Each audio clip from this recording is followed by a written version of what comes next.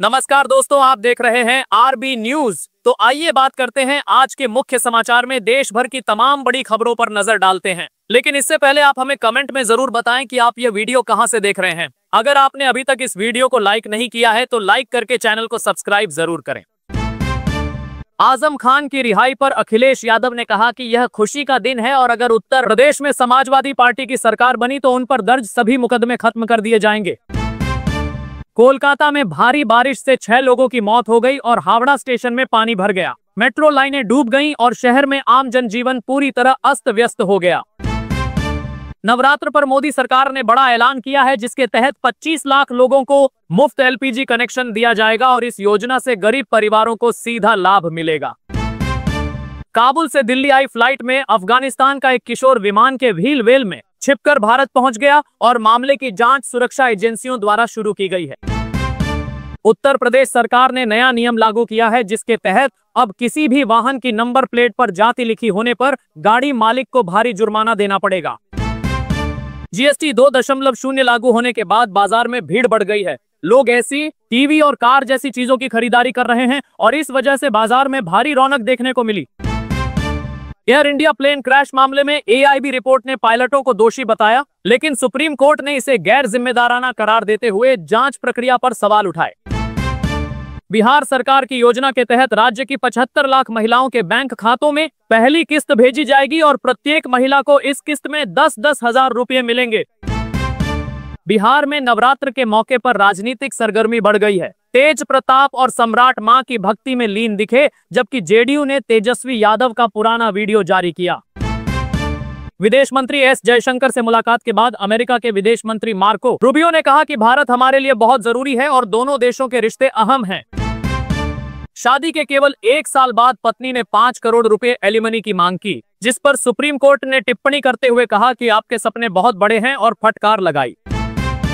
नया आधार app launch होने वाला है जिसमें कई यूनिक फीचर मिलेंगे और मोबाइल नंबर बदलने की प्रक्रिया और भी आसान हो जाएगी। यूआईडीआई ने इसकी जानकारी दी है।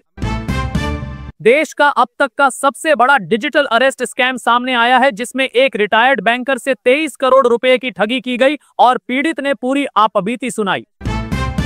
जीएसटी 2.0 लागू होने पर प्रधानमंत्री मोदी ने देश के नाम पत्र लिखते हुए कहा कि उन्हें बिफोर और आफ्टर का बोर्ड देखकर अच्छा लगा और यह बदलाव देश हित में है। खाटू श्याम मंदिर के बाहर एक युवक ने भीख मांगते हुए वीडियो बनाया जिसमें कुल कमाई देखकर लोग हैरान रह गए और पूरे महीने की आय का अंदाजा लगाने लगे। ट्रंप के टैरिफ और वीजा वॉर के बीच भारत ने डिजिटल क्षेत्र में मास्टर स्ट्रोक खेला। मंत्री अश्विन वैष्णव ने जोहो को लेकर बड़ा ऐलान कर गूगल को चुनौती दी। भारत से शर्मनाक हार पर इमरान खान ने पाकिस्तान आर्मी चीफ पर तंज कसा और कहा कि अब उन्हें खुद बल्लेबाजी करनी चाहिए। साथ ही मुल्ला मुनीर और सुप्रीम कोर्ट पर भी निशाना साधा। फिलिस्तीन को लेकर भारत की नीति पर सवाल उठ रहे हैं क्योंकि दुनिया के कई देश मान्यता देने की होड़ में हैं, जबकि इजरायल ने इस पर कड़ी प्रतिक्रिया दी है। राहुल गांधी के वोट चोरी वाले आरोपों पर शरद पवार ने बड़ा बयान दिया है। उन्होंने कहा कि राहुल गांधी ने झूठ बोला है और वह इस मामले में एफआईआर दर्ज कराएंगे। ट्रंप के टैरिफ और H-1B वीजा विवाद के बीच विदेश मंत्री एस जयशंकर और अमेरिकी विदेश मंत्री मार्को रूबियो की पहली मुलाकात हुई जिसमें अहम मुद्दों पर चर्चा हुई। इसरो ने 2025 में विभिन्न पदों पर भर्ती निकाली है। चयनित उम्मीदवारों को अधिकतम 1,77,000 रुपए तक की सैलरी मिलेगी और नौकरी पाने का यह सुनहरा अवसर है। झारखंड की राजधानी रांची अब आईटी हब बनेगी। गूगल, टीसीएस और विप्रो जैसी कंपनियां यहां निवेश करेंगी जिससे लाखों युवाओं को रोजगार मिलने का रास्ता खुलेगा। राजस्थान के टोंक में सवारियों से भरी रोडवेज बस एक्सल टूटने के कारण नाले में गिर गई। हादसे में 32 लोग घायल हुए और मौके पर चीख पुकार मच गई। दिल्ली में पटाखा बैन को लेकर सुप्रीम कोर्ट में सुनवाई होगी। कोर्ट ने पहले कहा था कि पूरे देश को साफ हवा का हक है, सिर्फ दिल्ली एनसीआर पर रोक क्यों लगाई गई।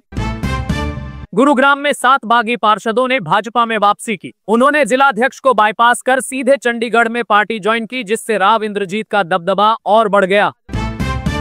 केंद्र सरकार ने सभी मंत्रालयों में दिवाली गिफ्ट्स देने पर रोक लगा दी है। सरकार का कहना है कि ऐसे उपहारों से सरकारी खर्च बढ़ता है, इसलिए यह निर्णय लिया गया। झारखंड के देवघर में HDFC बैंक में दिन दहाड़े डकैती हुई। हेलमेट और बुर्का पहने बदमाश बैंक में घुसे और लाखों रुपए लूटकर फरार हो गए। चुनाव तारीखों के ऐलान के बाद एनडीए में सीट शेयरिंग पर जल्द फैसला हो सकता है। हालांकि अभी भी एक सहयोगी दल का इंतजार किया जा रहा है जिससे बातचीत पूरी हो। बिहार चुनाव 2025 में कांग्रेस 76 और वीआईपी पार्टी 60 सीटों पर दावा कर रही है। वहीं राजद भी अपनी तैयारी में जुट गई है और जल्द सीटों की संख्या तय कर सकती है। झारखंड सरकार ने नया सिलेबस तैयार किया है जिसके तहत कक्षा 2 से 11वीं तक दिशोम गुरु शिबू सोरेन की जीवन गाथा छात्रों को पढ़ाई जाएगी। प्रधानमंत्री नरेंद्र मोदी ने अरुणाचल प्रदेश को 5,125 करोड़ रुपए की परियोजनाओं का तोहफा दिया और इस दौरान कांग्रेस पर तीखा हमला बोला।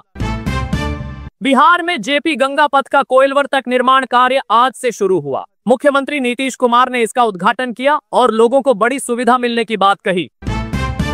2025 में आधार का सबसे बड़ा अपग्रेड किया जाएगा। घर बैठे नाम और पता बदला जा सकेगा, लेकिन मोबाइल नंबर अपडेट के लिए अलग प्रक्रिया पूरी करनी होगी। तिराहा घाटी में पाकिस्तानी सेना की गोलीबारी से मासूमों की मौत हुई। इस नापाक हरकत पर पाकिस्तान की जनता गुस्से में है और सरकार पर सवाल उठ रहे हैं। मध्य प्रदेश में सीवर लाइन की सफाई के दौरान चेंबर में 2 कर्मचारी बेहोश हो गए। नगर निगम की लापरवाही सामने आई और जिम्मेदारी तय करने की मांग उठी। वाराणसी के लल्लापुरा में बिना अनुमति आई लव मोहम्मद लिखे पोस्टर के साथ जुलूस निकाला गया। पुलिस ने मुकदमा दर्ज कर जांच शुरू कर दी है।